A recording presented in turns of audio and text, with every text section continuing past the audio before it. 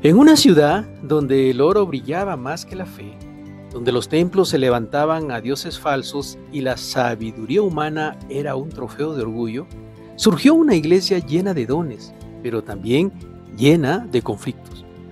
Esta es la historia de una comunidad dividida y de un apóstol decidido a recordarles que solo Cristo debe ocupar el trono del corazón. Corinto era una de las ciudades más ricas del mundo antiguo. Estaba ubicada estratégicamente entre dos mares, el Jónico y el Egeo. Por allí pasaban comerciantes, filósofos, soldados, marineros y con ellos toda clase de ideas y pecados. Se decía que vivir como un corintio era sinónimo de vida inmoral. Había templos fabricados a Afrodita con más de 1000 sacerdotisas que practicaban la prostitución ritual. Y en medio de esa oscuridad, Dios levantó una iglesia. Pablo había fundado esta comunidad unos años antes, durante su segundo viaje misionero, narrado en Hechos el capítulo 18. Allí conoció a Aquila y Priscila y trabajó haciendo tiendas mientras predicaba con poder. Pero después de su partida, algo comenzó a romperse. Pablo escribe desde Éfeso al oír que la iglesia estaba dividida en bandos. Unos decían, yo soy de Pablo, otros, yo de Apolos, yo de Cefas, y otros, yo de Cristo. Era como si los creyentes estuvieran convirtiendo la fe en un club de preferencias espirituales. Pablo los enfrenta con una pregunta que atraviesa los siglos. ¿Acaso Cristo está dividido? ¿Fue crucificado Pablo por vosotros? ¿O fuiste bautizados en el nombre de Pablo? Y allí el mensaje toma forma. No importa el predicador, el estilo o el don. El centro siempre debe ser Cristo. Pablo escribe y se presenta a los corintios de esta manera, en el capítulo 1, versículo 1. Pablo, llamado a ser apóstol de Jesucristo por la voluntad de Dios, y el hermano Sóstenes, a la iglesia de Dios que está en Corinto, a los santificados en Cristo Jesús, llamados a ser santos, con todos los que en cualquier lugar invocan el nombre de nuestro Señor Jesucristo, Señor de ellos y nuestro. Gracia y paz a vosotros de Dios nuestro Padre y del Señor Jesucristo. Gracias doy a mi Dios siempre por vosotros, por la gracia de Dios que os fue dada en Cristo Jesús, porque en todas las cosas fuisteis enriquecidos en Él, en toda palabra y en toda ciencia, así como el testimonio acerca de Cristo ha sido confirmado en vosotros, de tal manera que nada os falta en ningún don, esperando la manifestación de nuestro Señor Jesucristo, el cual también os confirmará hasta el fin para que seáis irreprensibles en el día de nuestro Señor Jesucristo. Fiel es Dios, por el cual fuiste llamado a la comunión con su Hijo Jesucristo, nuestro Señor. Os ruego, pues, hermanos, por el nombre de nuestro Señor Jesucristo, que habléis todos una misma cosa y que no haya entre vosotros divisiones, sino que estéis perfectamente unidos en una misma mente y en un mismo parecer. Porque he sido informado acerca de vosotros, hermanos míos, por los de Cloe, que hay entre vosotros contiendas. Quiero decir que cada uno de vosotros dice, yo soy de Pablo, y yo de Apolos, y yo de Cefas, y yo de Cristo. ¿Acaso está dividido Cristo? ¿Fue crucificado Pablo por vosotros? ¿O fuiste bautizados en el nombre de Pablo? Doy gracias a Dios de que a ninguno de vosotros se ha bautizado, sino a Crispo y a Gayo, para que ninguno diga que fuiste bautizados en mi nombre.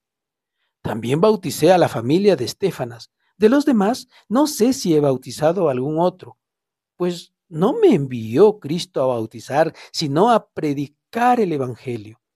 no con sabiduría de palabras, para que no se haga vana la cruz de Cristo. Porque la palabra de la cruz es locura a los que se pierden, pero a los que se salvan, esto es, a nosotros, es poder de Dios. Pues está escrito: destruiré la sabiduría de los sabios y desecharé el entendimiento de los entendidos. ¿Dónde está el sabio? ¿Dónde está el escriba? ¿Dónde está el disputador de este siglo? ¿No ha enloquecido Dios la sabiduría del mundo? Pues ya que en la sabiduría de Dios el mundo no conoció a Dios, mediante la sabiduría agradó a Dios salvar a los creyentes por la locura de la predicación. Porque los judíos piden señales y los griegos buscan sabiduría. Pero nosotros predicamos a Cristo crucificado, para los judíos ciertamente tropezadero y para los gentiles locura.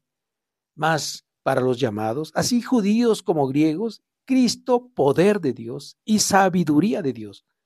Porque lo insensato de Dios es más sabio que los hombres y lo débil de Dios es más fuerte que los hombres. Pues mirad, hermanos, vuestra vocación, que no soy muchos sabios, según la carne, ni muchos poderosos, ni muchos nobles, sino que lo necio del mundo escogió Dios para avergonzar a los sabios, y lo débil del mundo escogió Dios para avergonzar a la fuerte, y lo vil del mundo, y lo menospreciado escogió Dios, y lo que no es, para deshacer lo que es, a fin de que nadie se jacte en su presencia.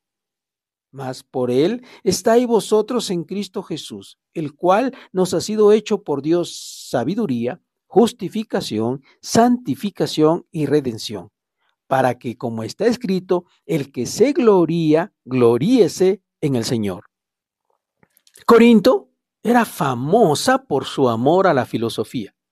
Los griegos buscaban sabiduría, los judíos señales, pero Pablo declara algo que escandalizó a todos. Nosotros predicamos a Cristo crucificado, para los judíos tropezadero y para los gentiles locura. Y luego dice algo más profundo: lo necio de Dios es más sabio que los hombres, y lo débil de Dios es más fuerte que los hombres. En otras palabras, el poder del evangelio no está en el razonamiento humano, sino en la cruz. Esa cruz que parecía derrota es la mayor victoria de la historia.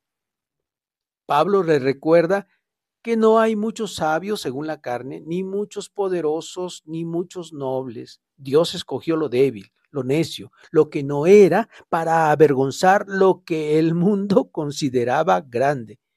Y termina con un verso que resume todo el capítulo: el que se gloría, gloríese en el Señor.